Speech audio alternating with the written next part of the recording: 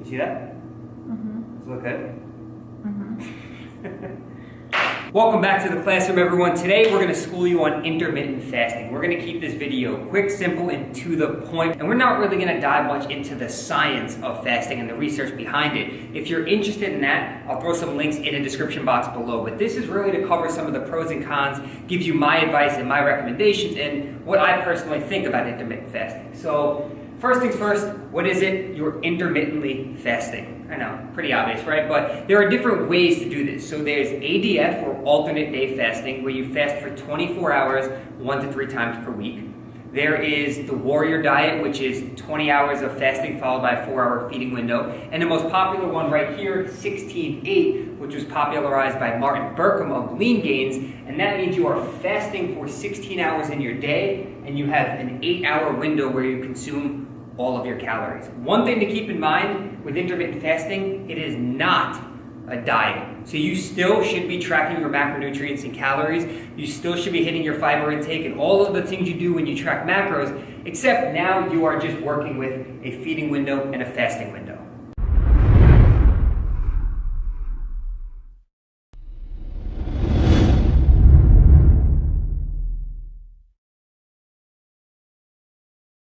So let's talk about some of the pros and cons of intermittent fasting. First one being a pro or a benefit to it is scheduling. A lot of us have very busy schedules. We're students, we're parents, we're workers, we're doing something where our schedule does not allow us to eat 5 to 6 times per day. And I've made a video talking about meal timing and meal frequency before. So I'll link that on the screen for you in case you missed it. But essentially, it's difficult to eat 6 times per day. It's not realistic for most of us, so this allows us to eat within an 8-hour window and not have to constantly be thinking about food. Adapting to hunger hormones, and this kind of ties into the meal frequency and the scheduling. So if you're used to eating 4, 5, or 6 times per day, and you miss one of those meals, I'm sure you've had this experience before, you start to feel hungry because you're used to eating at that time. Now, those feelings of hunger will begin to subside if you work with this fasting window. So it might be difficult at first to cope with, but if you give yourself enough time and you try it out, your body will be able to control those hunger feelings and you won't feel as hungry as often. Focusing on your daily lifestyle. If the only thing on your mind is, when is my next meal, or I have to eat in 2 hours, you won't be able to focus on the task at hand. So again, having a feeding window, knowing when it's your time to eat, will help you focus on what you're actually doing at that time and not worrying about, is it meal 3, 4, 5, or 6.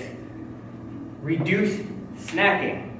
I'm a snacker. I think a lot of us are. And for me personally, and I've experienced this, the more I snack, the more hungry I am throughout the day. So I would rather just not eat for a little while, and when it's time to eat, rather than go to the fridge, grab something that's 100 calories, and then go back to work, because now what's on my mind is how good that food just tasted and how I want more of it, how I want to snack more and eat more. But if I never had it in the first place, I don't really think about it until it's time to eat. So it can help reduce your snacking throughout the day. Improve insulin sensitivity. Like I said, if you're interested in the science and research on stuff like that, I will have it linked in the description box below. This video is really just to keep it basic and help you understand what intermittent fasting is.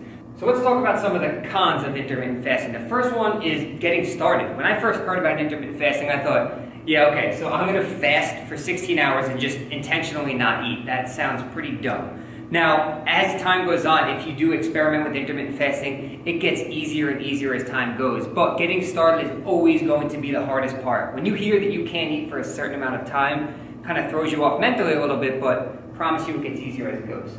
Social gatherings. If your fasting window falls under a time where maybe your friends are going out to eat and they invite you along, some people might be hesitant to go because they're going to get cravings and they're going to get tempted to eat the food, but it's during their fasting window, so they can't indulge in that food. Now, these are for the hardcore IFers.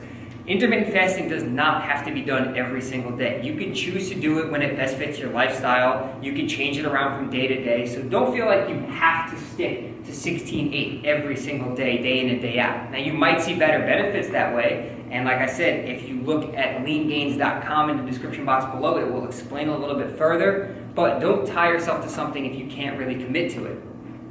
You might notice decreased alertness, mood, performance, energy levels during your fasting window. If you're not used to fasting, it's going to be a lot different. So that's something that over time you may start to be able to overcome. So your performance might increase over time from the intermittent fasting. Your mood will certainly get better, but a lot of people notice a decrease in these things when they first try out intermittent fasting during that fasting period.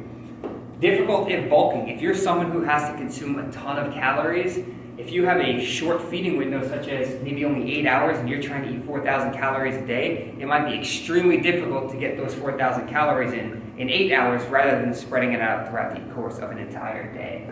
So these are just a few pros and cons of intermittent fasting, and I'm sure you guys all watching can draw your own conclusions and figure out what makes most sense for you and your lifestyle, because in the end, that's really all that matters. I don't intentionally intermittent fast every single day, 16 hours fasting, 8 hours feeding. I just choose to not eat until later on in the day. So I'm more productive in the mornings and afternoons when I don't eat and I'm not thinking about food, and then I can eat more later on during the day. So for some people who are cutting and dieting, it actually might be more beneficial to do the intermittent fasting because you save your calories up for later on in the day, and some people get a mental and psychological benefit to that. But in the end, again, it's going to come down to your schedule, your lifestyle, what you prefer. So experiment with it and see for yourself. If you start to notice that your gym performance is decreasing, you're not as strong, you're not seeing the benefits you thought you would, and it doesn't work with your lifestyle, stop doing it. Go back to your normal ways of eating. But if you want to learn more about the actual protocol, because like I said, this popularized by Martin Berkman, he has a very structured way of intermittent fasting by taking branched chains and certain foods you should and shouldn't eat surrounded by your workouts. If you want to learn more about IF and the lean gains approach, the link will be in the description. But intermittent fasting, it really all comes down to you. So that's the video on intermittent fasting. Hopefully that gave you a little bit of background on it, and hopefully this video helped some of you guys out. So if it did, if you can, please click that thumbs up button, and I would love to hear from you guys in the comment section below. How many of you intermittent fast? Which style of intermittent fasting do you do, and how has it helped you both in and outside of the gym? I'm sure other people would love to hear about it as well. So thanks again for watching, guys, and we'll talk to you all in the next video. And we're back with another whiteboard special talking about meal frequency. How many meals should you eat per day? 1, 3, 5, or 17? All right, so as you know from previous whiteboard videos here on the channel, we keep the information quick, simple, and easy to understand. I'll start by saying I did not make up this